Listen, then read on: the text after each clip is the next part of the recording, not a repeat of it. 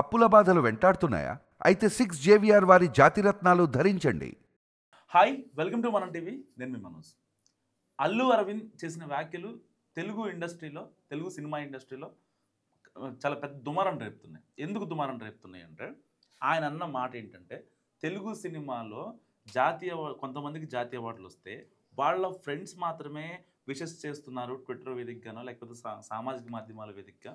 కానీ ఇక ఇండస్ట్రీలో ఉన్న పెద్దలు కావచ్చు, లేకపోతే ప్రభుత్వాలు కావచ్చు, ఒక పెద్ద పెద్దోళ్ళ స్థాయిలో వచ్చి ఎందుకు సత్కారం చెయ్యరు, లేకపోతే ఆయన కొడుకుల గురించి అన్నారో లేకపోతే ఇంకెవరి గురించి అన్నారో తెలియదు. కానీ ఆయన అన్న కామెంట్స్ మాత్రం ప్రతి ఒక్క పెద్ద ప్రొడ్యూసర్ని, చిన్న ప్రొడ్యూసర్ని, ఇంకా సోకాల్డ్ ఫేమస్ డైరెక్టర్స్ని చాలా ఇబ్బంది పెట్టాయి. సో మనతో మాట్లాడడానికి కట్టా కార్తిక్ గారు ఉన్నారు. నమస్కారం. అంటే ఈ స్టేజ్లో ఉన్న వ్యక్తి వాళ్ళ కొడుకు గురించి అనడం ఎంతవరకు కరెక్ట్? ఆయన నిజంగానే కొడుకు గురించి అన్నారా, ఇండస్ట్రీలో నెక్స్ట్ అప్కమింగ్ ఆర్టిస్టుల గురించి అన్నారా? అదే ఒక వ్యాలిడ్ మాట ఏంటంటే, జాతీయ అవార్డులు పట్టకొచ్చిన మన వాళ్ళని సన్మానించుకోవటం ఒక మంచి సాంప్రదాయం, అభినందించడం మంచి సాంప్రదాయమే. నువ్వేదైనా ఒక మంచి పని చేసావు, లేదా ఒక మంచి వీడియో చేసావు, నీ కంపెనీ అభినందన తెలియజేస్తే నువ్వు ఎలా ఫీల్ అవుతావు? హ్యాపీగా ఫీల్ అయ్యి మరింత ఉత్సాహంతో నువ్వు పని చేస్తావు. ఎగ్జాక్ట్లీ. ఇప్పుడు మా నాన్న సీనియర్స్, నువ్వు బాగా పనిచేసావు మనోజు, లేదా మంచి వీడియో చేసావు, మంచి అనాలిసిస్ చేసావు, మంచి సబ్జెక్ట్ పట్టుకొచ్చావు అని కనుక అభినందించావు అనుకో, నీకు కొంచెం ఉత్సాహం వస్తుంది. సో ఆ ఉత్సాహాన్ని కోరుకోవడం తప్పలేదు. కానీ ఆ ఉత్సాహాన్ని ఎవరు కోరుకోవాలి? అవార్డు వచ్చిన వాళ్ళు కోరుకోవాలి.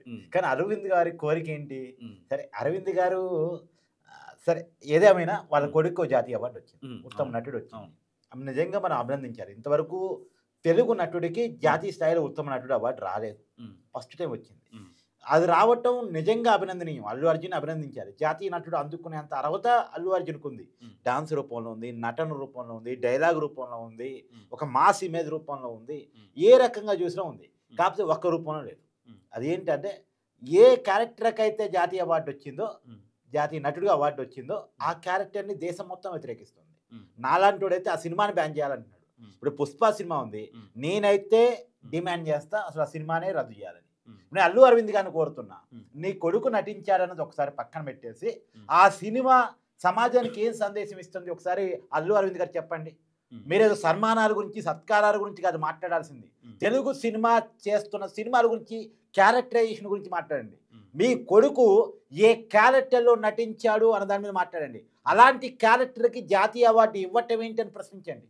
అల్లూరు రామలింగయ్య గారి నుంచి మీరు ఇండస్ట్రీలో ఉన్నారు, అల్లూరు రామలింగయ్య గారు తర్వాత మీరు, మీ తర్వాత అల్లు అర్జున్ కంటిన్యూ అవుతున్నారు. సో ఇండస్ట్రీ గురించి మీకు తెలుసు. ఇండస్ట్రీ ఎలాంటి సామాజిక సేవా నేపథ్యాలతో సినిమా తీసిందో మీకు తెలుసు. ఎలాంటి సినిమాలు మన తెలుగు సినిమా అందించిందో, జానపదాలు అందించింది, పౌరాణికాలు అందించింది, చరిత్రను అందించింది, సామాజిక అంశాలు అందించింది, విప్లవ పోరాటాలకి కేంద్రమైంది.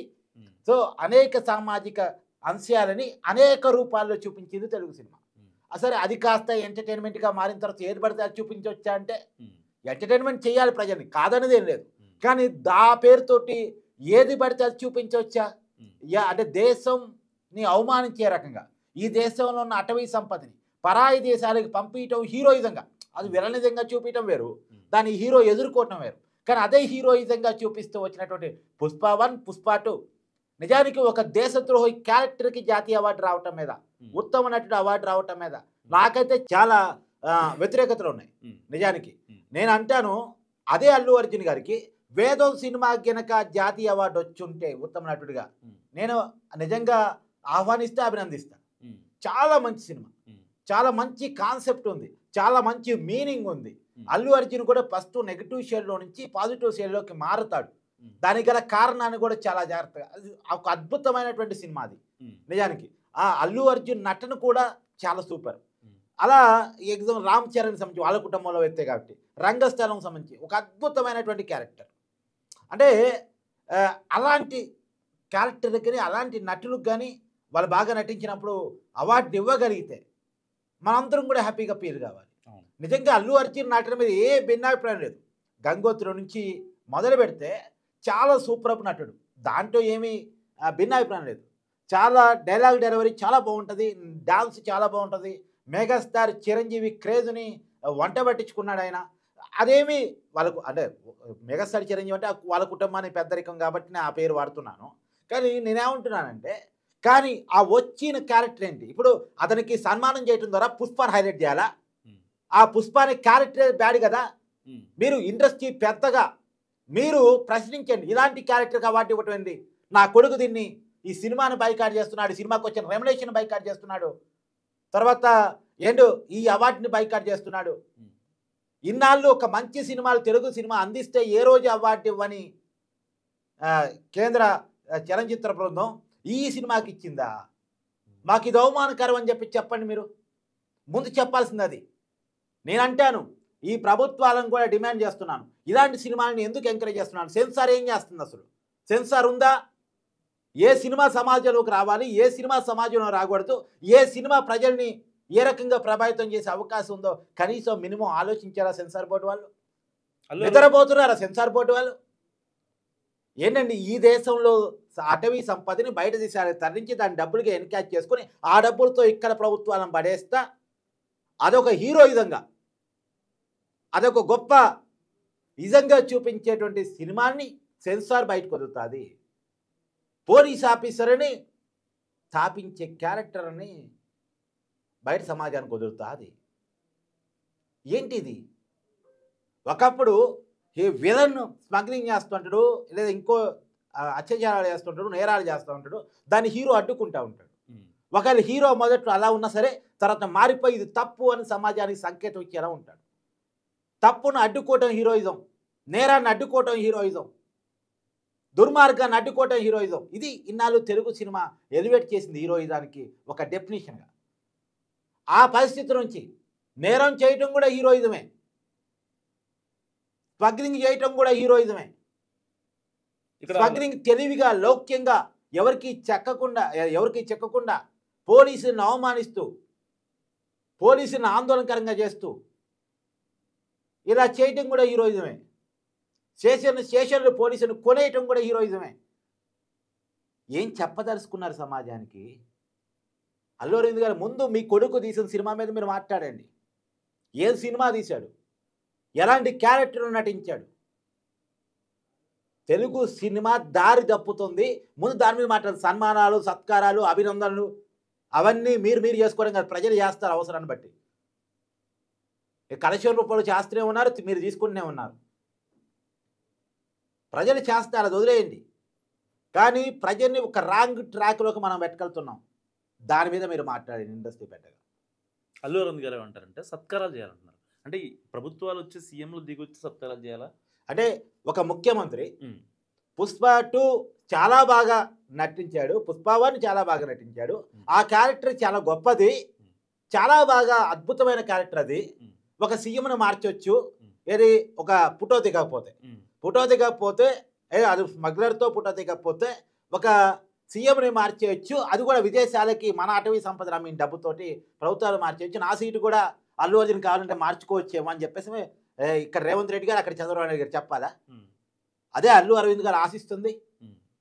ఏ క్యారెక్టర్ను పోడాలి, ఏ క్యారెక్టర్కి వచ్చిన అవార్డును పోడాలి.